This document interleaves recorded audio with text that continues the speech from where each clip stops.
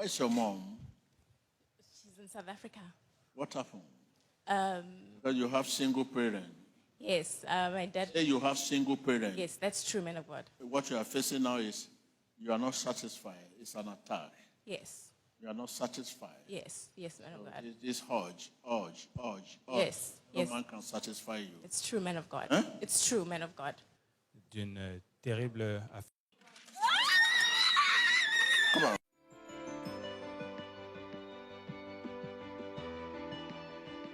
She's free. She's free. Thank you, Jesus. I'm delivered. Thank you.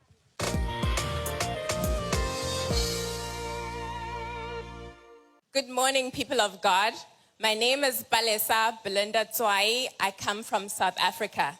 Today, I'm here to confirm my deliverance through the word of prophecy. As you have seen, man of God gave me a prophecy which said that he asked me, where is my mom? I said that my mom's in South Africa. And then he said, because I see single parent. I can confirm this to be true because even though I grew up with my father in the house, but we didn't have a relationship.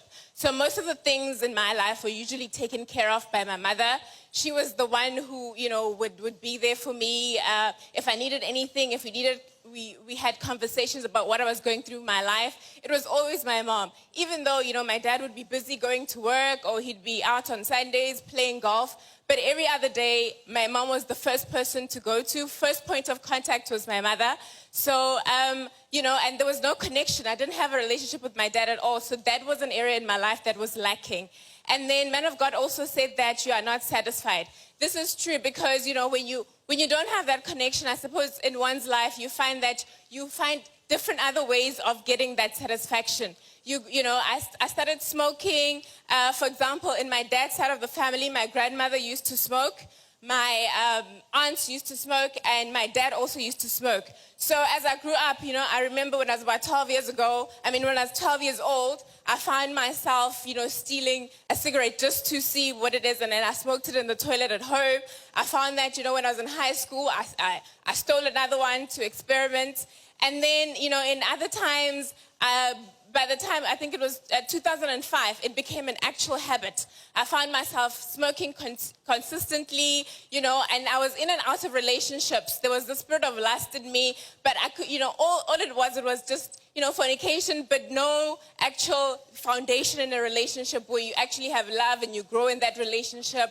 There was nothing like that. So I was in and out of different relationships. Also the spirit of drunkenness, because you're not satisfied. You are lacking something in your life. You find yourself seeking other ways to sort of fulfill that. Yes, my mother was a praying woman. She would pray for me and she was there for me, but there was something else that was lacking in me. So I smoked pretty much continuously. And I found myself, especially when I was under, a lot of pressure, either with my studies or now when I'm working, if there's something a meeting that I need to go to, I need to focus on, I'd find myself binge smoking, meaning that instead of smoking just one, I'd smoke 3 because, there's this anxiety that I have, and the only other way that I could sort of release that tension was to smoke. So it actually became an actual habit from about 14 years now. So from about 2005, it's been there. So you've been smoking from 2005, 14 years? Yes, that's correct, from while I was studying. Okay, so, you struggle with an addiction like that. You struggle with trying to find comfort, and you can't find it. You don't know you feel lost. You don't know what to do with yourself, where to get a resolution. And I find myself sometimes when I'm sleeping, there's a man sleeping with me and this attack, and I didn't know where to go look for a solution. So this went on and on and on. And then eventually I found, Emmanuel TV on television, and I started watching it on a continuous basis. Every single day I was watching Emmanuel TV. I grew from, watching the teachings of Prophet D.B. Joshua, because I was a Christian by mouth, but my actions were not Christians. So you pray, but then you're not sincere in your heart about your prayer, because after that, then you go out, you go clubbing, then you're drinking, you're smoking, etc., etc.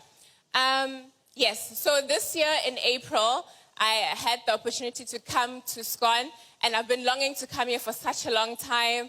I remember one day at varsity, I saw a car with a sticker that said, "Let Love Lead." I touched it. I was like, one day I will find myself at Synagogue Church of All Nations. By the grace of God here, I came in April in 2019.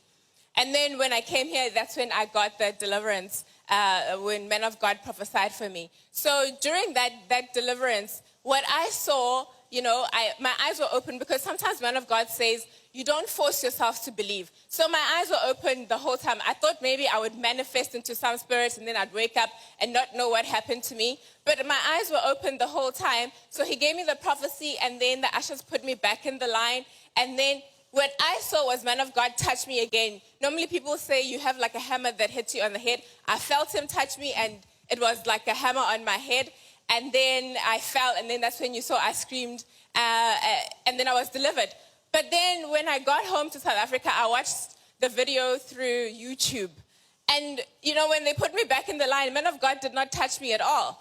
And I couldn't understand, but I felt him, I saw him, my eyes were open. The only time I closed my eyes was when I fell down. And then only to see that, no, he didn't touch me at all.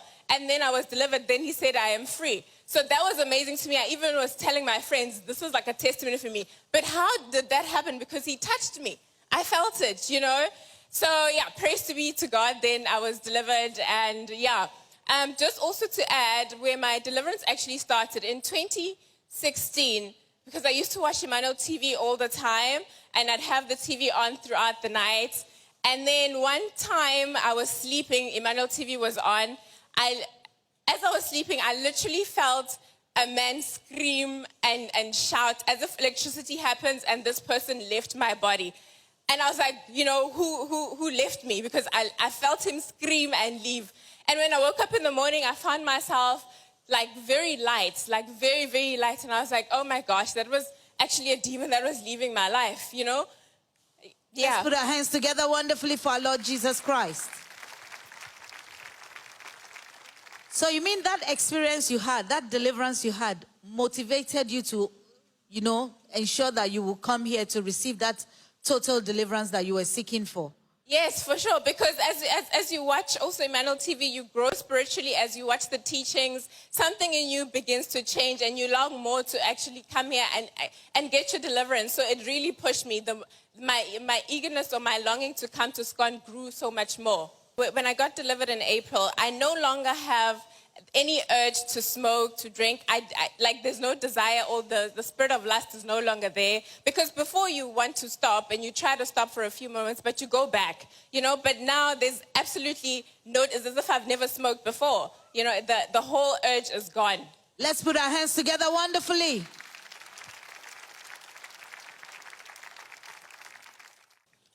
Also, because, people would say, oh, you're such a beautiful woman. Why do you smoke? And none of my family members know that I even smoke, and it used to hurt me so much, because I'd be thinking, why can't I stop smoking? Why can't, and this also would be a burden on my life also, because you feel down, you feel depressed because you can't let go of this urge. But now I'm a happy person. I don't have the anxiety, the pressure at all. And now we can see that you are joyful, you are happy, and your spirit is free now.